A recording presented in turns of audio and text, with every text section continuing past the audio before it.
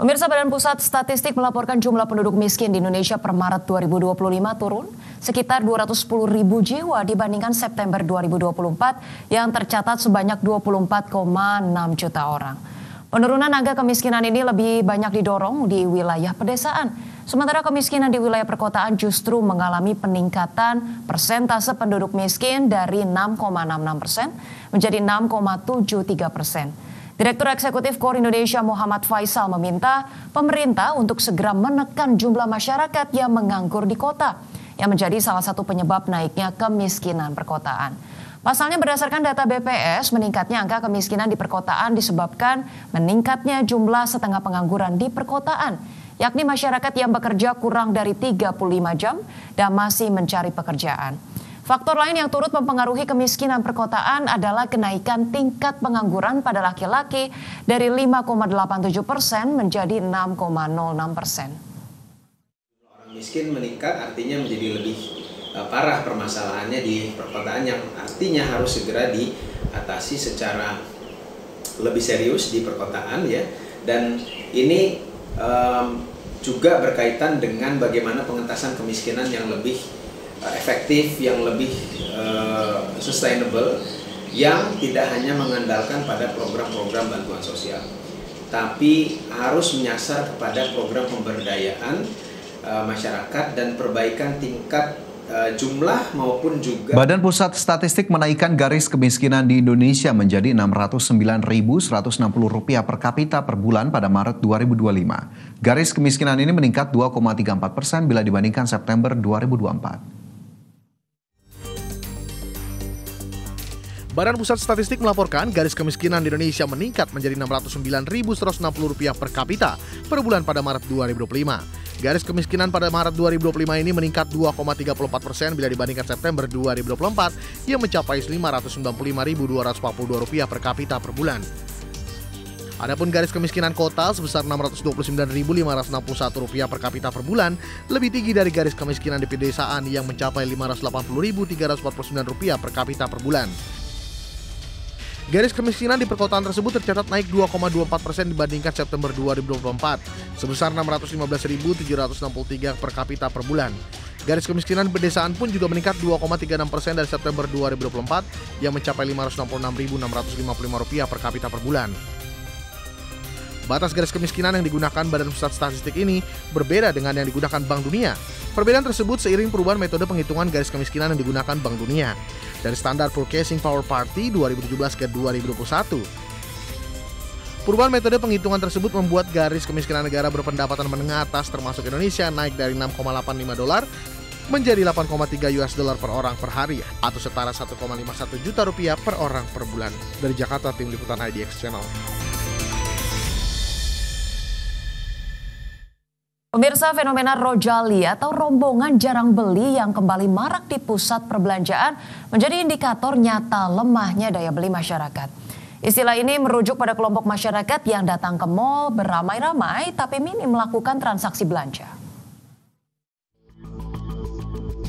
Fenomena rojali, rombongan jarang beli yang kembali marak di pusat perbelanjaan menjadi indikator nyata lemahnya daya beli masyarakat.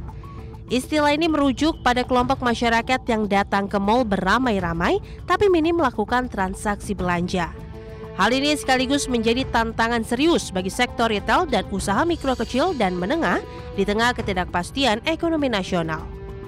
Dalam program Market Review IDX Channel, Ketua Umum Asosiasi Pengelola Pusat Belanja Indonesia Alphonsus Wijaya mengatakan, fenomena rojali bukanlah hal baru, namun intensitasnya sangat tergantung pada kondisi ekonomi rumah tangga. Meski daya beli melemah, tingkat okupansi pusat perbelanjaan nasional hingga paruh pertama 2025 tetap berada di kisaran 80 hingga 85%. Alphonsus optimis kondisi ini bersifat sementara. Transaksi di mal diyakini bakal kembali membaik seiring pulihnya konsumsi masyarakat.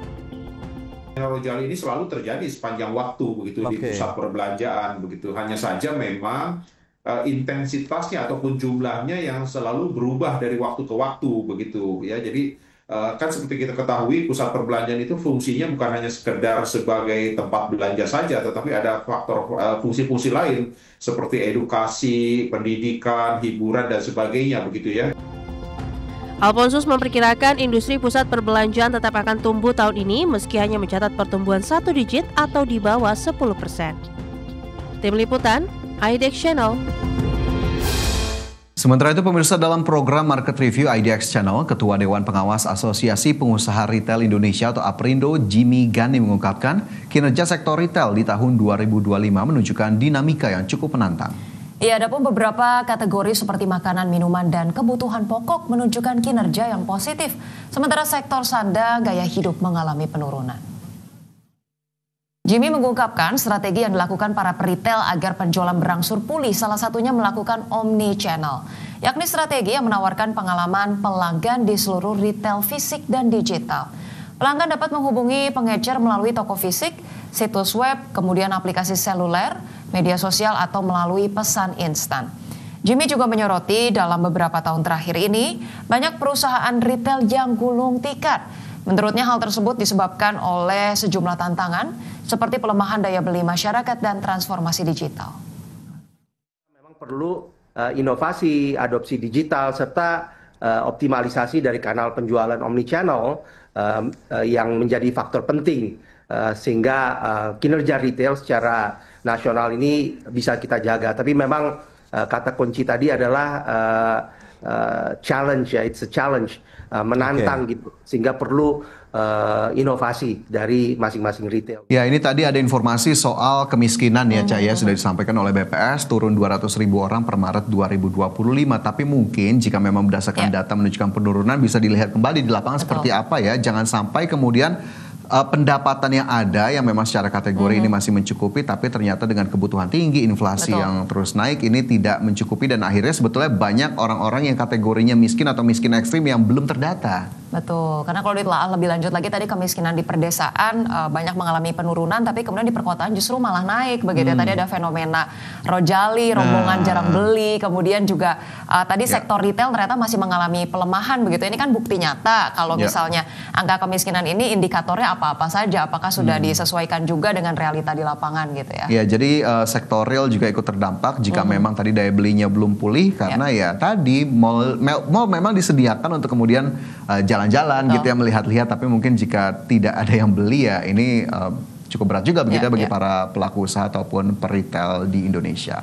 Iya, pemirsa, kita masih punya berbagai informasi lainnya, diantaranya adalah terkait dengan Kejaksaan Agung memanggil 6 perusahaan pengoplos beras. Dan informasinya pemirsa kami hadirkan untuk Anda usai jeda.